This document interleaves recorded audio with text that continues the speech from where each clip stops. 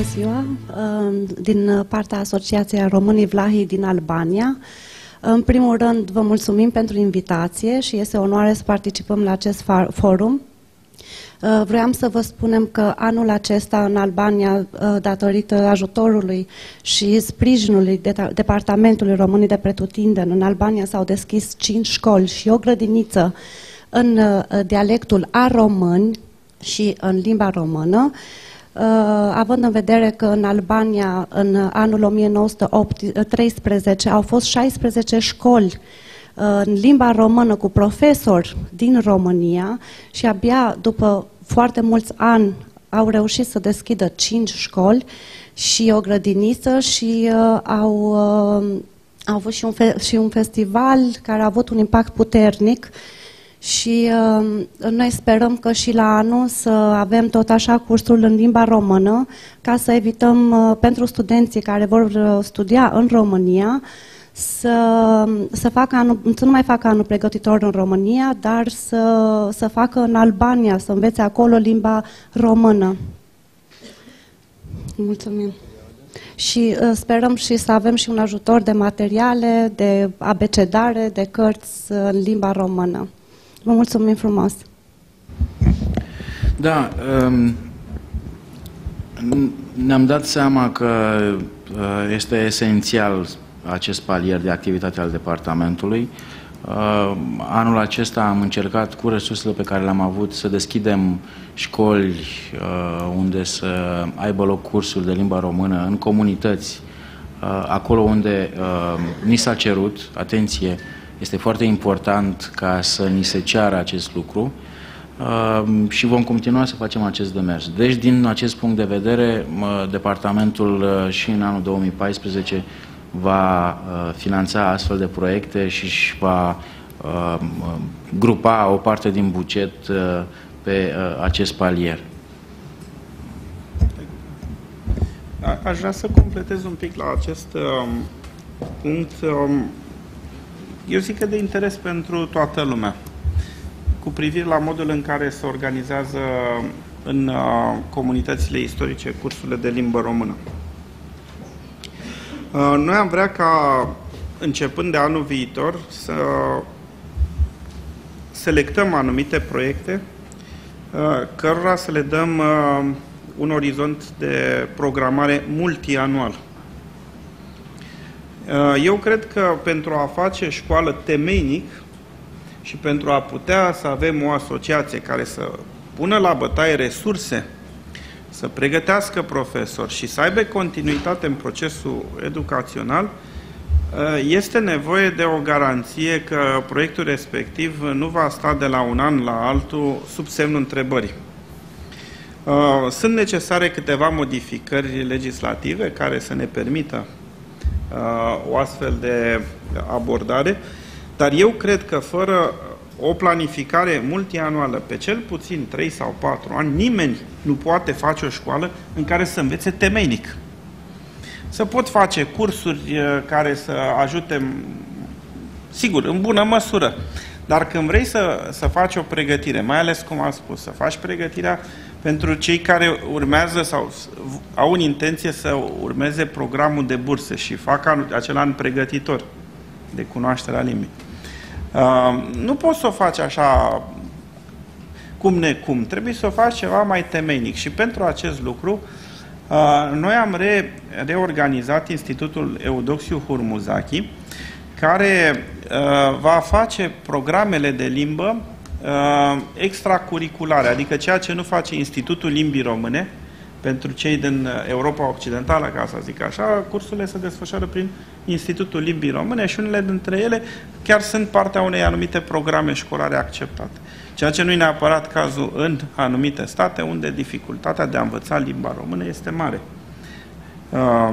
În afară de Albania avem și Serbia, avem Ucraina, nu mai pomenesc aceste situații pentru că cred că o bună parte dintre cei prezenți cunosc dificultățile de menținerea a deprinderii vorbirii limbii române. Chiar dacă ea se face în grai, tot limbă română e. Și atunci trebuie să facem, cum a pomenit mai devreme în prezentare domnul secretar de stat, aceste proiecte ceva mai stabile. Ele se vor concentra în jurul unor centre culturale, case de cultură. Nu contează cum ne spune. Ideea este ca aceste stabilimente să fie solide, să poată să beneficieze de o programă extracurriculară, pentru că chiar și atunci când se face în afara orelor de curs, în afara programei școlare, tot trebuie o abordare didactică, pentru că nu-i tot una să înveți limba română un copil de 7 ani, un copil de 14 ani sau chiar și un matur, pentru că până la urmă nu e niciodată târziu să înveți o vorbire mai fluentă și la o vârstă mai înaintată.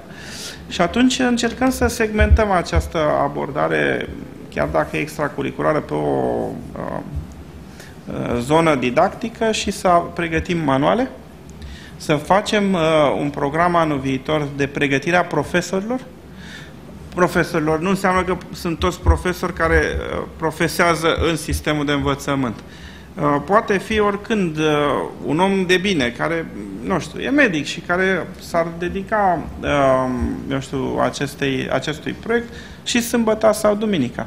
Nu mai vorbesc de toate școlile care se întâmplă în biserici, care sâmbătă, duminica, toate bisericile au câte o componentă educațională și ar putea chiar și acolo să se sistematizeze într-o manieră uniformă cursurile. Ele se fac peste tot, dar nu au un construct didactic, în așa fel încât să se sedimenteze corect cunoștințele. Și pentru aceasta e nevoie de un program multianual, ca să asiguri dotare, să pregătești profesorii și să știi că îi pregătești pentru 3-4 ani, să pui la dispoziție fond de carte, să construiești, adică să dotezi biblioteci, mai bine zis. Astea sunt lucruri care nu se fac ușor. Experiența ne-a demonstrat-o că în acest an Casa de Cultură din Zaječar a solicitat multe eforturi și a trebuit să depășim multe obstacole, dar am învățat din această experiență ca să putem să o facem mai bine anul viitor și cam acesta va fi modelul în care propunem desfășurarea cursurilor de limbă, cultură și civilizație românească în comunitățile istorice, pe programe multianuale care să poată să asigure ceva mai multă stabilitate și soliditate proiectului. Da. O observație aici trebuie să am, pentru că așa cum spunea domnul ministru, am resimțit nevoia acestor programe multianuale. Din păcate, din punct de vedere legislativ, noi nu putem avea la departament, nu putem construi astfel de programe multianuale în acest moment. E adevărat că un program la noi sunt doar programe anuale. Toate programele, toate proiectele se închid în decembrie anul în curs. E adevărat că un proiect care își dovedește eficiența poate fi continuat în anul următor, ceea ce, să spunem, ar însemna că este un proiect multianual, dar nu un proiect multianual în sine, care înseamnă că se desfășoară pe câțiva ani și știm lucrul acesta de la început. În același timp, și aici mai fac o observație, unde cred că am greșit noi în acest an, sau, mă rog, în anii anteriori, dar eu am observat-o în acest an, pentru că doar în 2013 am lucrat la acest departament. Programele, după cum știți, se închid în decembrie. Cred că, începând de la anul, vom prefera varianta în care programele să se închidă, sau 99% dintre programe să se închidă în noiembrie și nu în decembrie, dat fiind faptul că decembrie este o lună mai scurtă din cauza sărbătorilor de final, iar efortul nostru în cadrul departamentului este supraomenesc de a închide toate dosarele sau cele mai multe din dosare. Nu vă imaginați ce greu este și ce complicat să obții atâtea și atâtea semnături și aprobări pe deconturi, CFP-uri, etc., în condițiile în care dacă închidem programul la 10 decembrie, mai avem doar câteva zile pentru a face toate hârtiile astfel încât să rezolvăm decontul. Deci, pentru cei care intenționează să depună proiecte și în anul 2014, vreau să fac această observație acum. Finalul de proiect în anul următor va fi luna noiembrie și nu decembrie, pentru a ne fi tuturor mai ușor. Vă mulțumesc! Bună ziua! Numele meu e Raluca Lupașcu, reprezint Asociația Națională Italiano-Română din Sicilia, care s-a înființat în 2010. 2 ani mai târziu s-a înființat și în Castelvetrano. Printre problemele cu care se confruntă este și problema sănătății, dat fiind criza economică care se manifestă la nivelul Italiei, angajatorii italieni evită să încheie contracte de muncă. Asta se reflectă practic în expansiunea unei piețe a muncii la negru. Extrapolarea practică a acestei situații se reflectă și în domeniul sănătății, pentru că neavând încheiate contracte de muncă, românii stabiliți acolo nu pot apela la un medic de familie, iar serviciile medicale sunt extraordinar de scumpe pentru ei. Aș vrea în primul rând să întreb cum vedeți soluționarea acestei probleme a sănătății și în al doilea rând am observat că printre cele 5 direcții de investiții ale DPRRP, adică educație, mass media, cultură, spiritualitate și societate civilă, lipsește un domeniu al sănătății. Aveți în vizor includerea unui astfel domeniu pe viitor? Mulțumesc! Aici răspunsul poate fi foarte simplu, dar extrem de, nu știu, direct. Problema sănătății se rezolvă prin asigurarea de sănătate. Asigurarea de sănătate nu trebuie să fie o chestiune facultativă. Este o chestiune de responsabilitate individuală până la urmă și dacă există o problemă de sănătate față de un sistem din orice stat, nu vorbim numai de Italia, poate fi problema valabilă și în SUA. De ce ar fi numai în Italia? Probabil că sunt mulți care poate nu muncesc cu forme legale și în alte state. Poate și în Marea Britanie, poate și în Germania, poate și în Austria. Dar gândiți-vă cumva că e o realitate obiectivă care ne îndeamnă să ne gândim împreună la chestiunea asta. Cum ar putea statul român să extindă un serviciu de sănătate la nivel global pentru cei care nu sunt partea unui sistem de sănătate publică în statul respectiv? Nu are cum să fie o problemă ușor de soluționat la nivel statal, pentru că ea are o soluție directă în asumarea responsabilității individuale. Noi nu încurajăm nicicum angajarea fără forme legale sau lucru la negru. Și dacă este un răspuns care îl dăm în deplina respectarea legalității oricărui stat. Este normal și firesc ca fiecare să dorească să meargă în afară, este normal ca fiecare să-și aleagă unde dorește să se stabilească și să locuiască sau să trăiască, dar respectarea legilor statului respectiv este o obligație. Din păcate, nu poate fi tratată ca o chestiune opțională sau voluntară. Și în același timp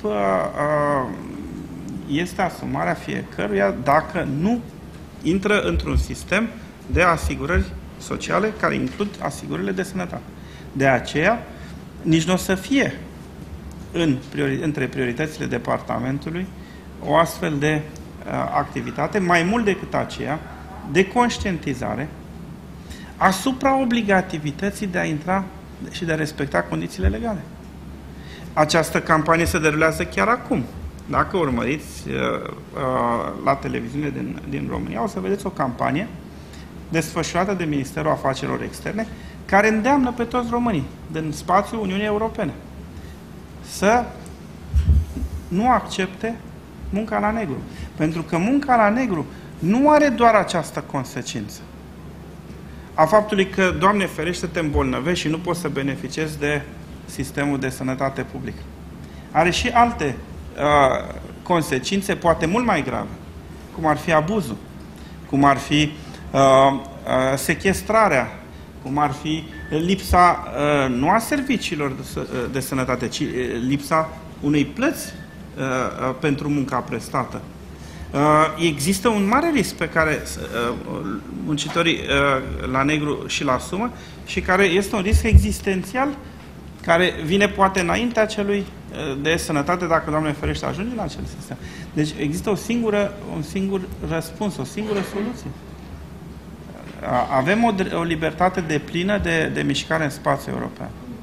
Trebuie fructificată și valorificată pe deplin această libertate cu respectarea legii în orice stat membru al Uniunii Europene și oriunde în lume. Mai este de altfel o altă campanie desfășurată acum, care a plecat de la câteva situații tragice. Domnul Chestor Tutilescu cred că știe despre ce este vorba, împreună cu Agenția Națională Antidrog.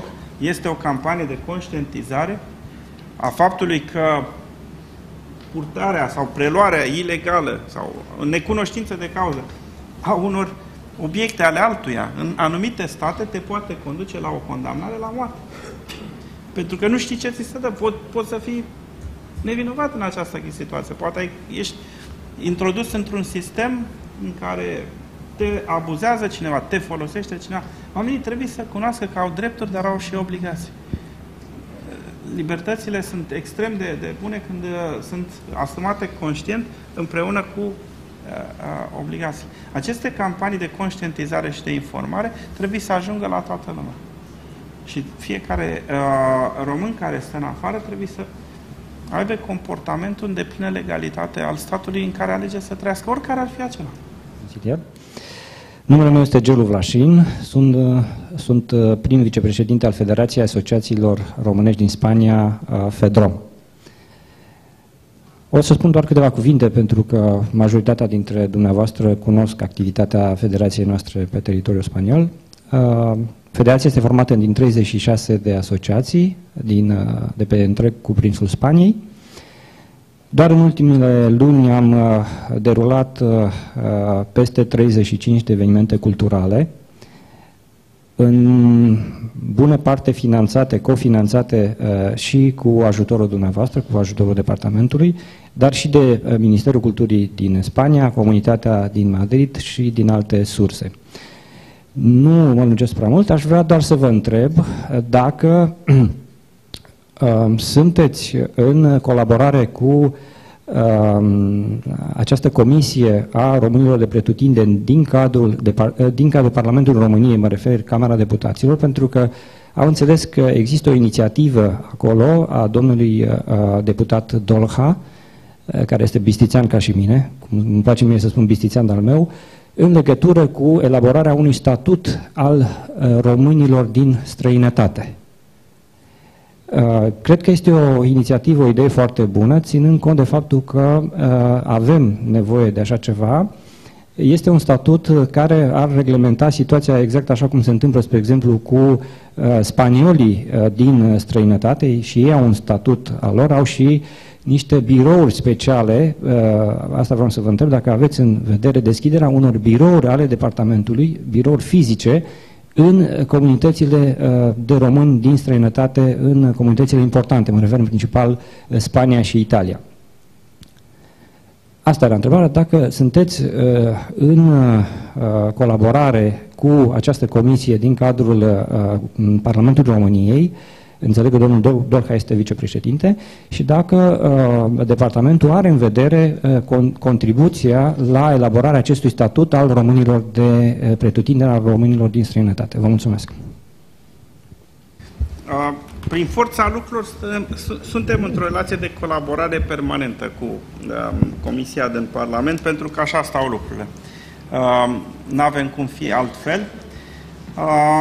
Ceea ce înseamnă că atunci când inițiative legislative sunt în atenția parlamentarilor, colaborăm cu aceștia pentru îmbunătățirea lor. Există nu atât o inițiativă legislativă, cât o viziune privind organizarea comunităților românești din afara granițelor. Ea nu înseamnă doar un document legislativ, înseamnă și o modificare a arhitecturii instituționale Și acest lucru, sigur că presupune câteva etape de pregătire a unui astfel de proces.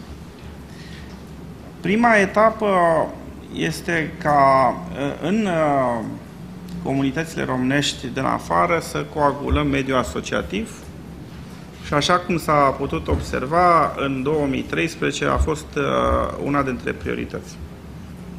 Stimularea mediului asociativ pentru a putea să închegăm cât mai bine formulele de asociere și de reprezentare a comunităților. Odată îndeplinit acest obiectiv, sunt create premizele necesare pentru organizarea în România a Congresului Mondial al Românilor de Pretutindeni. Dar odată ce sunt aceste asociații puternic constituite, bine organizate și reprezentative, ca să poată să participe efectiv și participativ la realizarea Congresului. Congresul, de fapt, reprezintă exact arhitectura instituțională parteneră față de cealaltă parte a instituțiilor statului. Și în momentul când vom pune împreună formula de reprezentare globală a mediului asociativ românesc din afară cu structurile statului, vom putea să creăm de sus până jos instituții. Nu Italia și Spania sunt singurele obiective. Sigur că sunt cele mai bune exemple, pentru că acolo sunt comunitățile cele mai numeroase.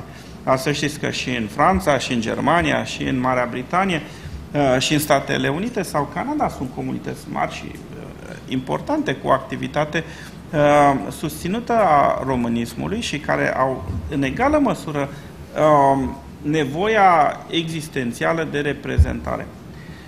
Ceea ce înseamnă că acest congres își poate forma consilii naționale în fiecare stat unde există un număr suficient de asociații sau un număr suficient de români, și ele urmează a fi partenerii de dialog cu misiunile noastre permanente, ambasade sau consulate în țările respective.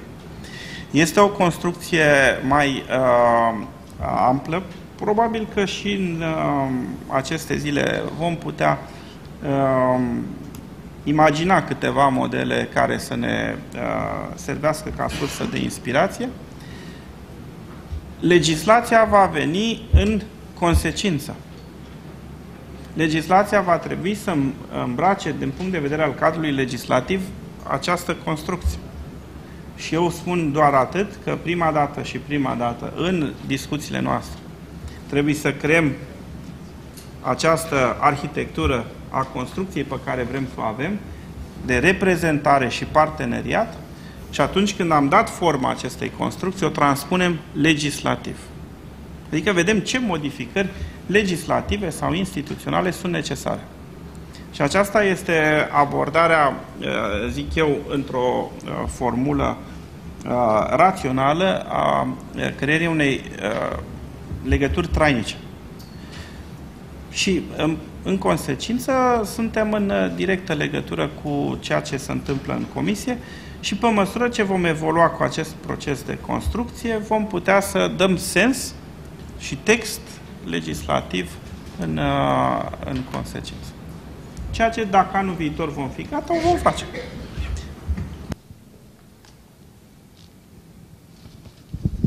Domnule ministru, onorată asistență, sunt Ion Berghia de la Iași, președintele filialei Constantin Sterea, Asociației Pro-Basarabia și Bucovina.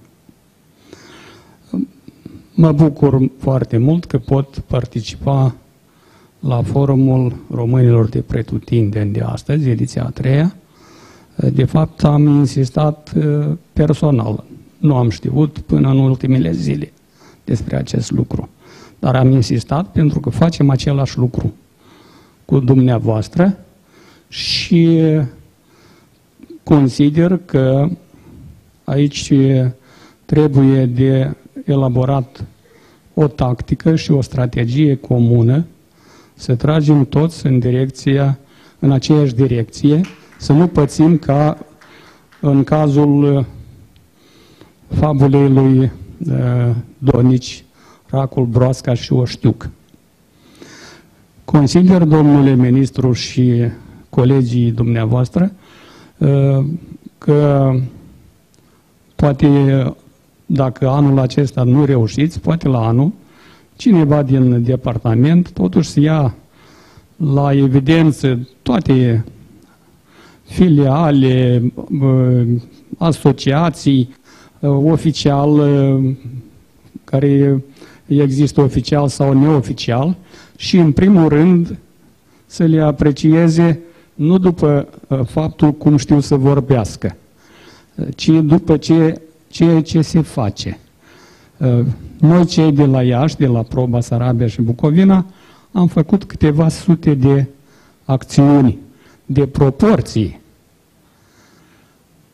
Și spre deosebire de mulți dintre cei prezenți aici, nu am beneficiat nici de un bănuț din partea departamentului pe care îl conduceți și nu ne supărăm. Știți, am deprinși să lucrăm pe cont propriu, dar dacă o să ne facem ceva, nu o să ne supărăm tare.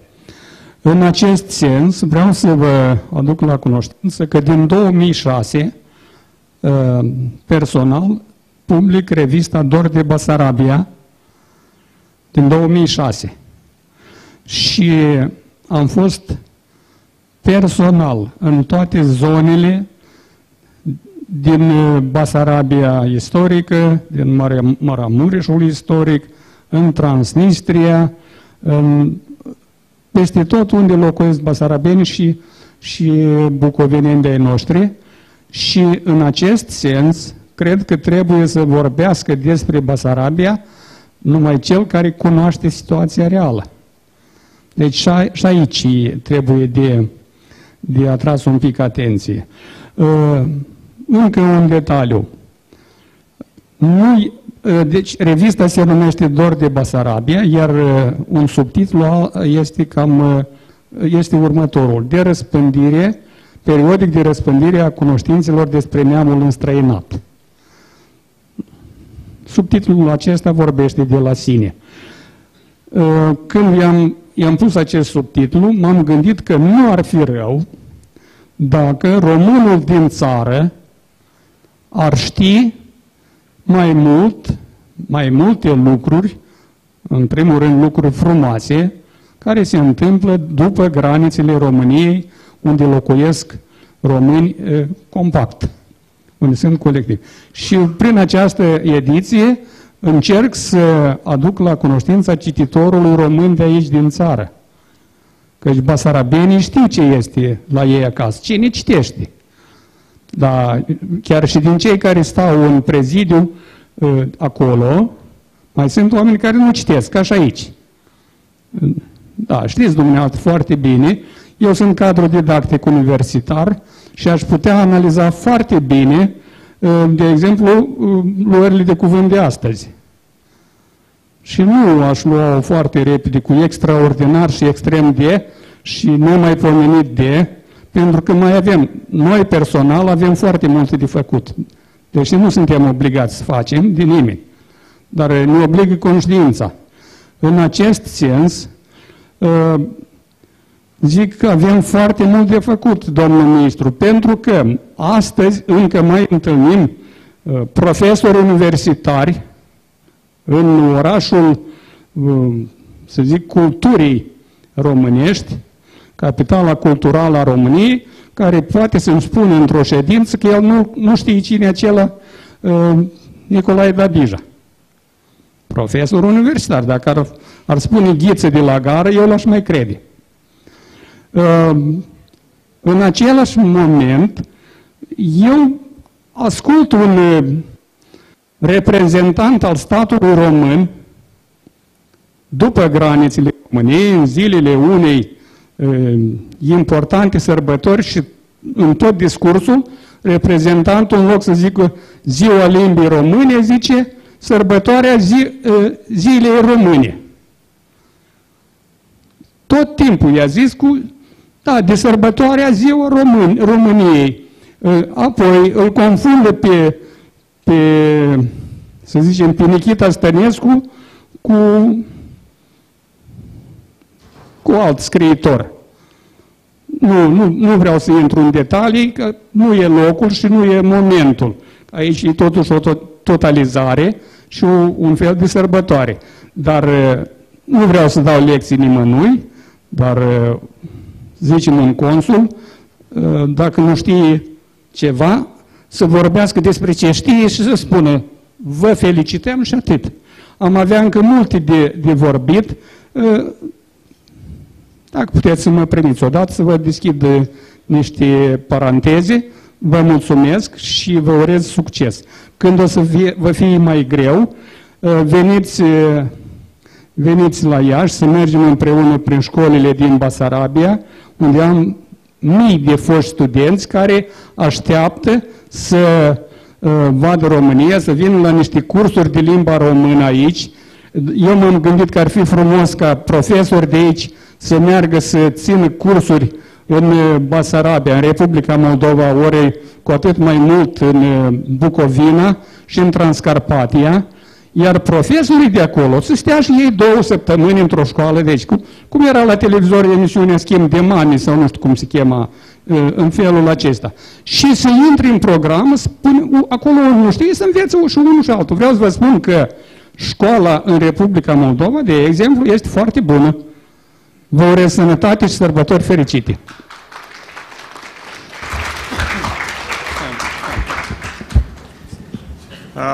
Eu nu fac altceva decât să mă bucur și să vă aplaud din tot sufletul, pentru că nu cred că este nicio diferență între românii de aici și de pe cealaltă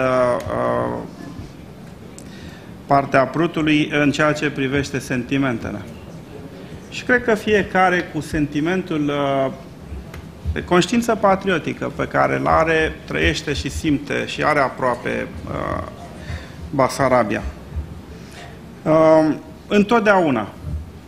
Întotdeauna e loc de mai mult și de mai bine. Niciodată și cu atât mai puțin cu modestie noi, cei de aici, nu putem afirma că s-a făcut totul. Pentru că suntem încă departe de o astfel de situație și realitatea ne arată că avem multe de făcut pentru frații noștri de peste Prut, nu doar în ceea ce privește educația, ci în toate lucrurile și toate aspectele care țin de punerea în comun a românilor care au fost despărțiți, poate de o istorie vitregă, care trebuie să o recuperăm și trebuie să o reparăm. Și cred că fiecare știe în felul și în sinea lui cât și cum trăiește și simte românește. Ceea ce mă bucură este că ne-ați deschis un apetit de a vorbi despre ce se întâmplă în Moldova. Și e bine să cunoașteți că departamentul nu doar că a ajutat liceele și școlile din regiunea transnistreană.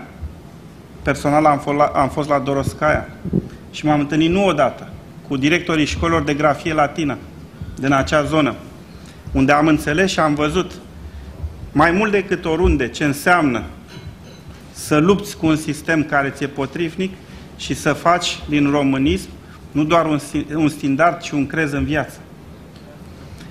Alături de aceste situații la care noi contribuim, și am fost chiar acum mai puțin de 2 săptămâni la Chișinău, când în timp ce noi ofeream donația de calculatoare, știți foarte bine că erau anumite situații de o gravitate extremă care se întâmplau față de directorii unor școli de grafie latină care erau anchetați, interogați de autoritățile transnistrene, pentru că în aceea zi se făcea un eveniment festiv la Chișinău care îi încuraja, le insufla puterea de a merge mai departe. Și cred că aici, într-adevăr, avem mult de făcut, pentru că dacă punem în raport cu această situație efortul nostru, atunci sunt absolut de acord că facem foarte puțin pentru acei oameni care au nevoie de mult mai mult de la noi. Și de mult mai mult de la noi nu înseamnă neapărat material. Toți acei directori și profesori care lucrează în școlile din Transnistria ne-au spus că nu vor bani. Vor doar să ne simtă aproape. Și pentru aceasta, acelor profesori, le-am propus și anul viitor vor veni în România tocmai ca să-și încarce forțele să ducă mai departe această luptă pentru promovarea românismului. Copiilor din școlile lor, ci 1700-1800 de copii care învață în aceste școli, vor fi parte a programului de tabere anul viitor, în măsura în care o vor putea face din motive personale sau familiale, dar îi vom trata cu prioritate, pentru că acești copii învață niște condiții extrem de dificile. Cu greu am putut imagina că pui un copil 20-30 de kilometri să vină cu un autobuz care, dacă vă uitați la filmele, încă, din perioada când nu era televizorul alb-negru, nu era televizorul color, era încă alb-negru. O să vedeți acele autobuze astăzi circulând în regiunea transnistreană puse la dispoziția școlilor, care cu greu aduc copiii. Și copiii iarna, în condiții foarte, foarte grele, vin la o școală românească. Față de aceștia, cred că efortul nostru al tuturor e insuficient, pentru că nu putem decât să le transferăm sentimente. Nu știu ce putem să facem fizic, faptic, pentru că nici autoritățile nu ne permit să facem foarte multe. Dar au nevoie de noi, au nevoie de susținerea noastră, au nevoie de întreaga noastră solidaritate și cred că în solidaritate suntem uniți. Poate în fapte, unii mai mult, alții mai puțin, cât fiecare își poate permite. Dar ceea ce vreau totuși să asigur pe toți este că această solidaritate trebuie să ne unească și vreau să vin exact în întâmpinarea invitației pe care ne-ați adresat-o. Da, trebuie să facem mai mult și vă asigur că noi vom fi un catalizator al sentimentelor și eforturilor românești ca să vă fie alături. Da. Poate că sunt dator să fac o observație, pentru că din ce mi-amintesc că există totuși un proiect pe care departamentul, un proiect al Asociației Pro Basarabia și Bucovina pe care departamentul a susținut în 2013, o școală de vară, și ar fi incorect să... Asociația Pro Basarabia și Bucovina din București are 30 de filiale, mulți membri, sigur, fiecare face ce poate. Sigur. Vă dorim cât mai multe filiale pe lângă acestea 30. Nu, vreau doar să subliniez faptul că departamentul nostru și-a arătat deschiderea față de asociație, o considerăm un partener și chiar dacă nu putem să finanțăm toate proiectele, știu că ați depus 2 și unul s-a retras de la finanțare, a rămas doar al 2-lea, asta nu înseamnă că nu ne îndreptăm privirea către asociația dumneavoastră și ar fi nedrept să rămânem cu impresia că departamentul a întors spatele proiectelor Asociației Pro Basarabia și Bucovina. Sunt multe proiecte pe care nu le-am putut realiza. Evident că de cele mai multe ori motivele sunt financiare și sunt și proiecte mici pe care nu le-am putut realiza și pe care am fi putut să le facem. L-am pe Părintele Aga aici din Orhei, mi-e rușine când mă văd cu dânsul, are un soclu pe care ar trebui să stea un bust al lui Eminescu de mulți ani și pe care nu se află bustul acela lui Eminescu, iar departamentul n-a fost în stare în acest an să-i ofere acel bust. O va face la anul, dar sunt și proiecte în care am eșuat. Asta trebuie să nu aveți sentimentul că nu suntem perfect conștienți de acest lucru.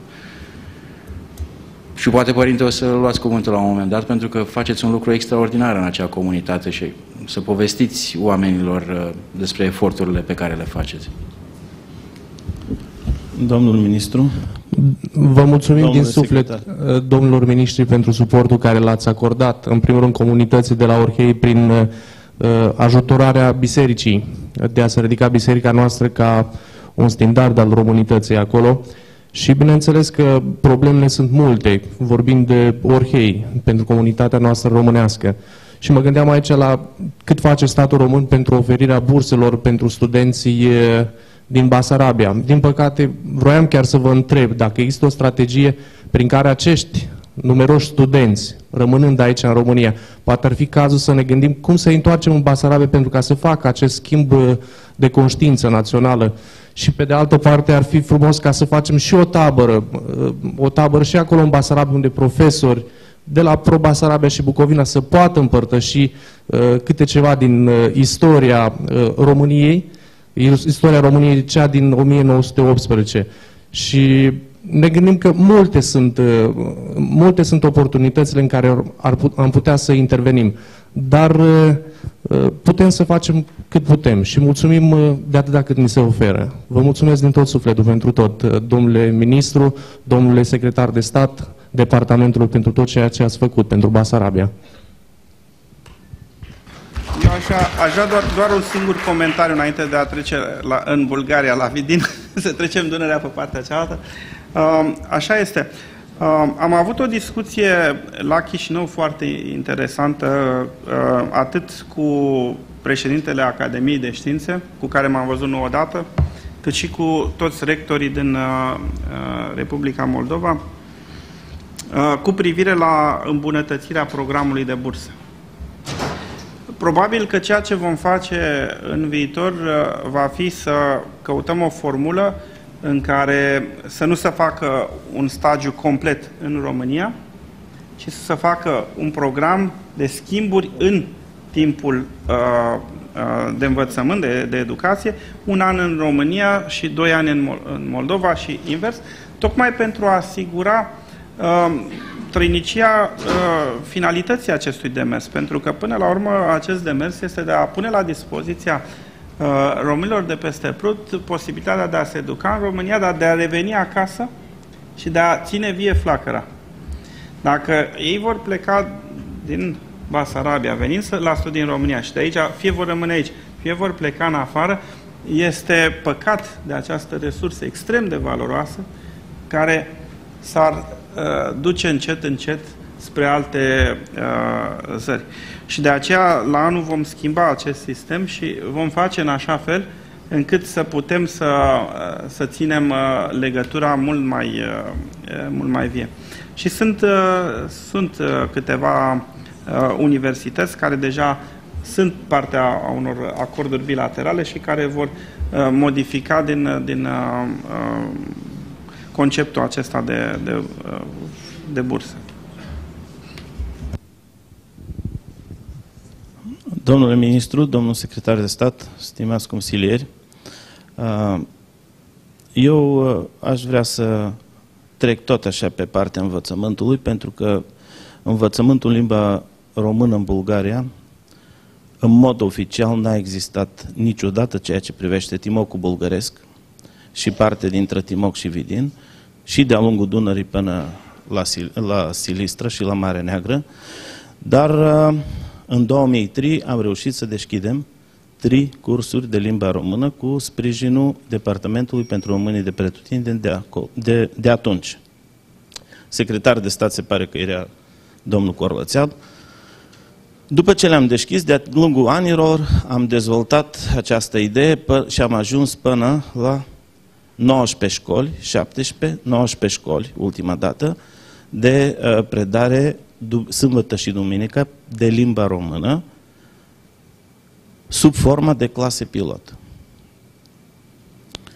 A venit zile bune, venea copiii, țin să vă spun că dorința copiilor de a învăța limba română nu este de pe ieri, de pe astăzi, și populației noastre de a învăța limba română este de mult.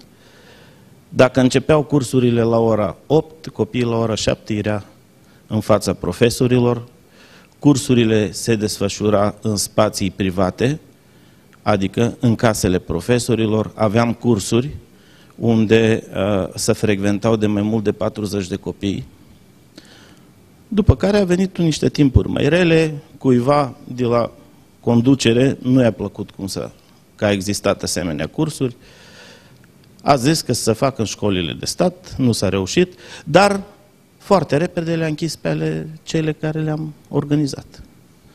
A fost o mare lovitură, dar după 3 ani de pauză, și țin să mulțumesc departamentului, din nou am câștigat proiect finanțat de departament și am deschis 6 locații de limba română. De fapt sunt 6, dar sunt 5, pentru că în Vidin sunt 2 cursuri de limba română. Foarte greu ne-a fost să deschidem din nou.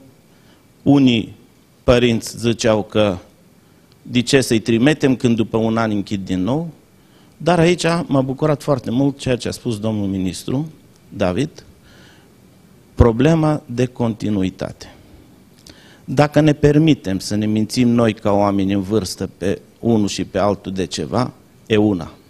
Dar atunci când mințim un copil, e groaznic. Pentru asta, eu vreau să-mi exprim mulțumirea ceea ce am auzit și sunt convins că numai prin educație corectă, prin educație în spirit românesc, prin educația de a simți românismul, noi numai așa vom reuși să câștigăm. Pentru că dacă acum 20 de ani, noi când eram copii vorbeam în limba română, când ne întâlneam pe străzi, prin sate și prin comune, acum copiii vorbesc. Copiii de origine română nu cunosc limba română și cunosc limba bulgară. Nu e nimic rău că cunosc limba bulgară, dar este rău că nu o cunosc pe cea română, pe cea maternă. Și tocmai asta este cheia deschirii și oprirea procesului de asimilare. Mulțumim frumos!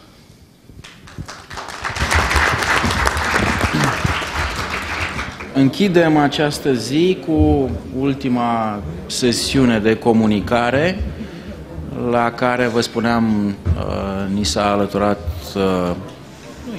s-au alăturat reprezentanții Institutului Cultural Român, domnul Petișor Dumitrescu, secretar general la Institutul Cultural Român, și domnul director Dragoș Niță. Aș vrea să vă spun de asemenea că nu mai avem la dispoziție decât o oră, pentru că la 5:30 trebuie să eliberăm sala din motive organizatorice. Gazdele au un alt eveniment, deci trebuie să ne încadrăm în ora care urmează, urmând ca la 19:30 să ne revedem la momentul din program.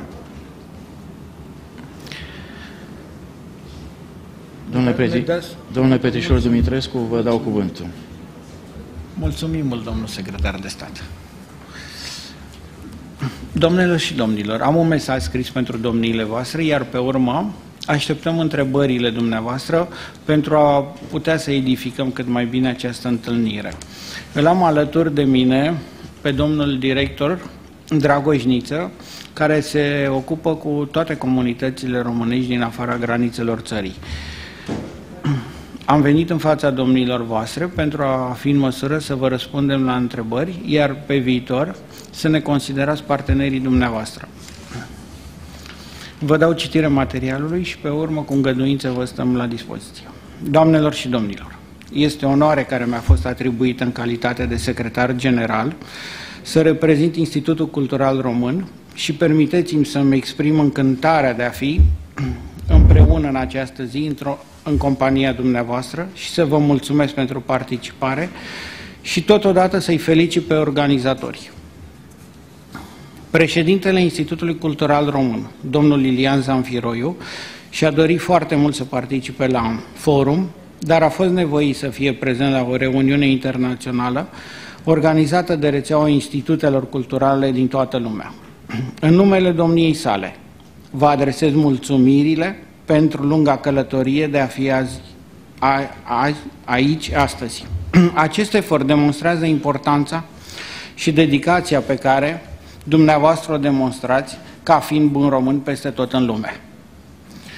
Acest moment reprezintă pentru România apogeul unui proces construit împreună de guvern, administrația publică, domniile voastre și toți pe care îi reprezentați, alături de întreaga societate românească.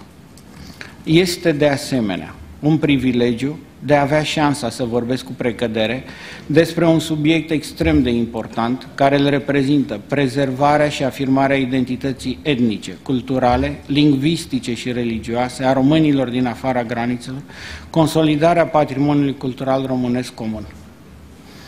Realizarea acestui obiectiv fundamental are ca substanță instituirea unui parteneriat activ între românii din interiorul granițelor și românii din străinătate pentru întărirea coeziunii românilor de pretutindeni și în același timp consolidarea unui spațiu internațional al dialogului, al respectului față de diversitate și al încrederii reciproce pe baza promovării unor relații de bună cooperare, precum și realizarea unor parteneriate cu instituții a căror activitate poate veni în sprijinul domniilor voastre.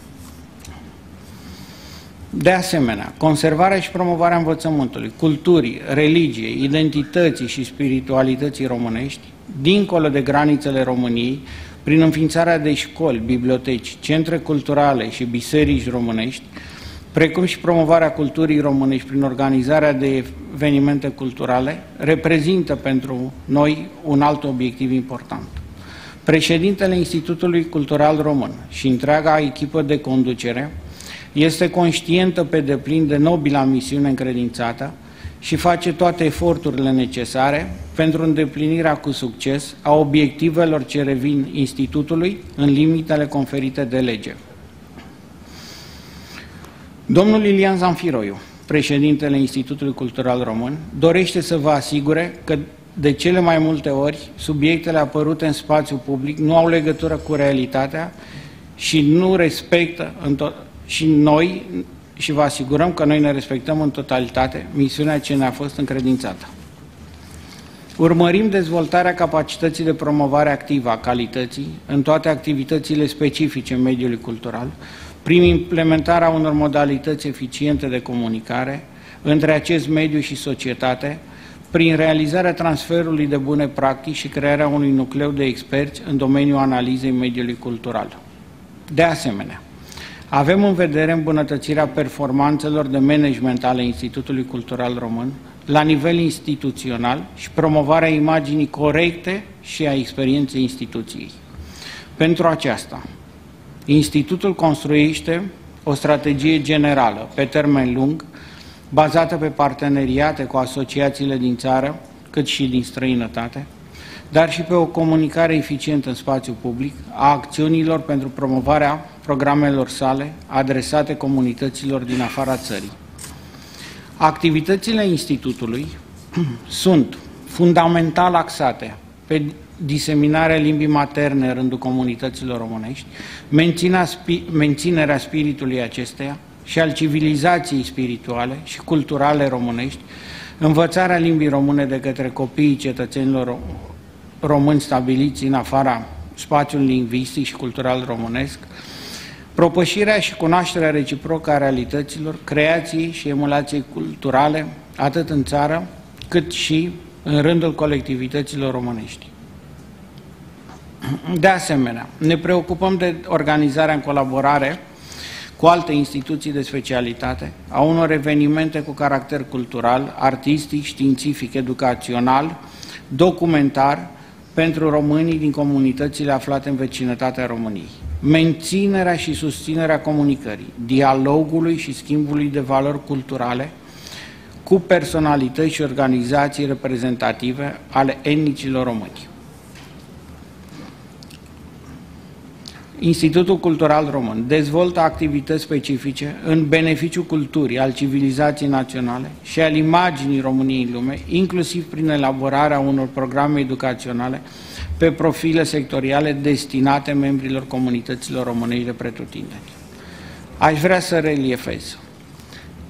Era o parte din speech-ul meu ca să-i fac introducerea în alt preasfințitului care văd că în prezent lipsește. Era vorba despre rolul bisericii, care nu de puține ori a fost unul de pioneraj și de sacrificiu, în a ține vie flacăra credinței, conștiința apartenenței identitare și răspândirea valorilor culturale care au dat coeziune și dăinuire poporului român de a depăși neîngenuchiat momentele de cumpăn ale propriei sale deveniri în istorie și în lume.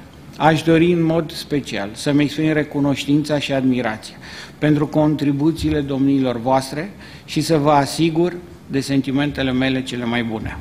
În final, vă invit să vizitați pagina web a Institutului Cultural Român pentru a obține o imagine cuprinzătoare a întregii noastre activități. Vă mulțumesc foarte mult! Mulțumim, domnule Dumitrescu. Mă numesc Aurica Bojescu, sunt secretar responsabil la Uniunea Interregională Comunitatea Românească din Ucraina, președinte al căreia este domnul Ion Popescu, parlamentarul nostru în Parlamentul de la Kiev și președintele delegației permanente a Parlamentului Ucrainei la adunarea parlamentară a Consiliului Europei. Din pricine, știți situația politică în Ucraina, desigur n-a putut să fie aici alături de noi. Dragi frați și surori, stimate prezidiu, secretar de stat, vă transmitem salutul dânsului și urări de bine, de sănătate și de succes în ce facem toți împreună. Și în primul rând, aș vrea să abordez doar două momente, practic și o întrebare care am vrut să pun mult mai înainte când discutam în prima parte. Mulțumim Institutului Cultural Român care a încercat împreună cu noi anul acesta să promovăm câteva proiecte care nu au solicitat prea multă finanțare.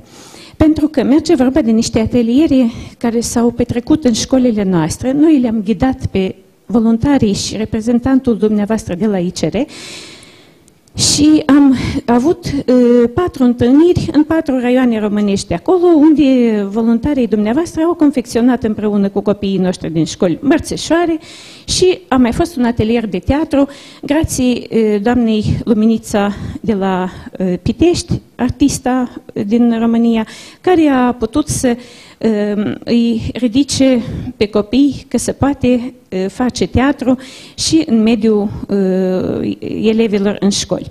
Iată, așa proiecte, desigur că am vrea să mai avem și la anul viitor, nu sunt costisitoare, dar să susțineți ideile care vor fi, pentru că și doamna Adriana Gaie, care este la dumneavoastră la institut, știe situația de la noi și desigur că ne sprijină cu cele mai bune idei să le putem realiza. A fost doar un debut anul acesta și vrem continuare. Întrebarea mea este adresată acum domnului secretar de stat, pentru că dacă anul acesta, în procedura finanțării proiectelor, cred că este pentru toți interesant să auzim un răspuns, dacă se va reduce la anul viitor acele obstacole care stau în fața finanțării proiectelor, pentru că trebuie să ai o sumă de bani liberi cumva să îți asiguri realizarea proiectului care este aprobat de KTDRP, după care vor veni de conturile. Și iată, numai datorită faptului că domnul Popescu a reușit cu autoritatea lui să adune ceva resurse ca să putem totuși să ne facem buletinul Românii din Ucraina, care este proiectul care este finanțat deja a 3-lea an de departament. În cazul ăsta, desigur că am fi vrut ca să avem o finanțare, că nu se poate pe resurse împrumutate să încep lucru, nu este serios atunci. Și în cazul ăsta, dacă la anul viitor ar fi posibil să reduceți aceste cerințe. Așa a fost în anii anteriori și s-a putut probabil, poate se poate și de data asta. Vă mulțumesc și vă dorim succes tuturor. Da, nu s-au făcut modificări la legislație în privința asta. Noi avem la bază, sau mă rog, legislația noastră în ceea ce privește implementarea proiectelor este una europeană și de regulă această condiție a aportului beneficiarului în proiect este una necesară la care evident că nu vom putea renunța. De asemenea, ar trebui să vă spun că nu întotdeauna aportul trebuie să fie strict financiar, atâta vreme cât asociația respectivă dovedește că are mijloace materiale, dar nu financiare, de a implementa proiectul care presupun acoperirea procentului respectiv din proiect, proiectul se poate derula. Dar fără acest procent de 10% nu vom putea derula în continuare proiecte. Vă mulțumesc. Alte întrebări? Vă rog. Eu. Cer scuze că eu sunt așa înalt, dar aștept jumătate de oră și de aici în urmă. Vă salut din partea Inițiativa Română din Serbia, Bojan Bărbuța. Știm să vorbim și noi 3-4 cuvinte că și noi existăm ca frații noștri și voștri în Serbia. Să nu explic acum câte probleme avem. Avem probleme, și cer scuze că vorbesc în limba arhaică românească, nu vorbesc limba literă. Nici când am avut școală, acum se începe cu niște proiecte cu o misiune în Serbia, cu niște pașuri mici, că nu avem cadre, că nu avem nimic în Serbia. Problemele sunt mari. Avem două consilii, unul e Consiliul Românilor, altul Consiliul Românilor cu denumirea vlahilor, alfabetul chirilic și cum aveți voi probleme la Moldova, unde e neamul românesc. Asimilarea în ultima fază, greutățile care le avem, poporul împărțit la poporul românesc și poporul valah, așa îl împărțește statul sârb, capitolul după două instituții autorității din Serbia și noi nu avem reprezentații neamului nostru nici într-un consiliu. Consiliul românesc cu denumirea valah spune că mama țara este Serbia și mai multe manipulații cu neamul nostru românesc. Cum am intrat într-o fază cu pilot proiecte, se vorbește și eu după presiunea și mulțumesc la țara mamă că nu ne-a uitat după 200 de ani și lucrurile se mișcă de greu. Pilot proiectul care a avut 8 ore de 2 luni, e arătat ceva că este o dorință să-ți învețe limba română. Zicem că nici sunt heroi după 200 de ani ți-a declarat 1000 de părinți care vreau să învețe copiii limba română. Zicem, după 200 de ani sunt pașuri mari pentru neamul nostru. Credem că anul viitor avem alegeri în Serbia și credem că Inițiativa Românilor să participe cu frații noștri de la Banat pe o listă și credem că să votăm mai multe la Consiliu. Că toate manipulații și toate inițiativele pleacă de la Consiliul Național, cât autoritățile, cât a Ministerul Învățământului și mai departe. Bugetul este în mâinile lor, noi nu avem bani, din păcate, și vreau să spun că anul ăsta nu am fost susținut din partea departamentului, cred că anul viitor am să fim. Vreau să spun că mare lucru este Casa Românească în Timok. E ceva după iară 200 de ani, mare lucru. Avem consulat iară după 200 de ani, este mare lucru pentru neamul nostru românesc și zic că avem o șansă mai departe să facem ceva pentru românii din Serbia. O rugăminte este la domnul Laru, la secretarul de stat, de la DRP, de la ministrul David, de la domnul de la Institutul de Cultură. Avem nevoie, strategia există la departament. Nu poate o strategie să fie problema în Italia, în Roma, în Franța și problema în Timok. Trebuie să vedem, să spunem, noi avem nevoie de asta ajutori. Să află, avem atâția bani. Să vedem ce putem anul viitor să facem. Concret, putem asta, un lucru să-l facem. Dar părerea mea este, Casa de Cultură la Bobu este ajutată cu proiectul de învățat, e puțin. Eu știu că nu-s bani. Știu. Dar eu mă lupt ca un român și vreau ce mai mult să fac. Dar nu mai pot, nu mai am posibilitate. Frații mei de la din Voivodin au o instituție blocată de 80.000 de euro. Nu mai pot nici ei să lupte. Pormă să vorbească și ei problemelor. Mâinile sunt legate. Dar dacă nu câștigă în Consiliu anul viitor, nu facem nimic.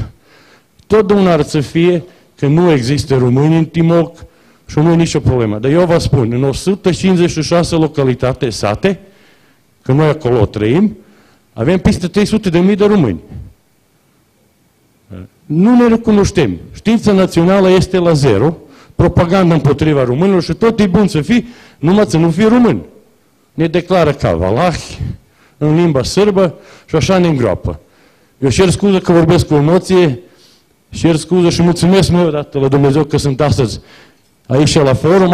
Anul trecut n-am fost invitat, poate că n-am fost român anul trecut, dar n-am fost invitat. Acum sunt român, vă doresc multă sănătate, la mulți ani să trăiască țara românească. Da, mulțumim, domnul Baguțici. Dar am să vă invit să vă repetați intervenția și mâine, când ne-am propus să separăm discuțiile pe comunități, într-o sală vor fi comunitățile recente sau îndepărtate, tema de migrație, iar în altă sală separat vor avea loc discuții împreună cu cei din comunitățile din vecinătate, comunitățile istorice. Și atunci am să vă rog să reluați acest cuvânt mâine, când se va analiza mai în detaliu se vor analiza mai în detaliu observațiile dumneavoastră. Dumneavoastră a spus multe lucruri, a spus despre Casa de Cultură din Zaicer, pe care departamentul a înființat-o în acest an cu greu, nu a fost simplu și suntem abia la început, dar cel puțin avem un loc unde, în Valea Timocului, unde românii se pot aduna, unde putem desfășura cursuri de limbă română, unde putem desfășura activități culturale pentru comunitatea de români de pe Valea Timocului. Deci, până la urmă, e un pas înainte. Ați vorbit și despre Consiliul, de fapt este vorba de Consiliul Național al Românilor, la acesta bănuiesc că v-ați referit, și care este o entitate, acesta este sistemul în Serbia care coordonează fondurile dedicate comunității de români din Serbia și unde sunt aleși reprezentanții ai comunității. Și spuneați dumneavoastră, anul viitor au loc alegeri și sigur că da, vă invităm să vă organizați astfel încât cât mai mulți români adevărați și nu vopsiți să poată să câștige locurile din acest Consiliu, astfel încât Consiliul cu adevărat să se dedice comunității de români din Serbia și în special din Valea Timocului. Da? Încă o dată vă mulțumesc pentru observațiile făcute și, repet, nu uitați mâine la sesiunea de dimineață să reluați aceste subiecte pentru a le dezbate mai în detaliu.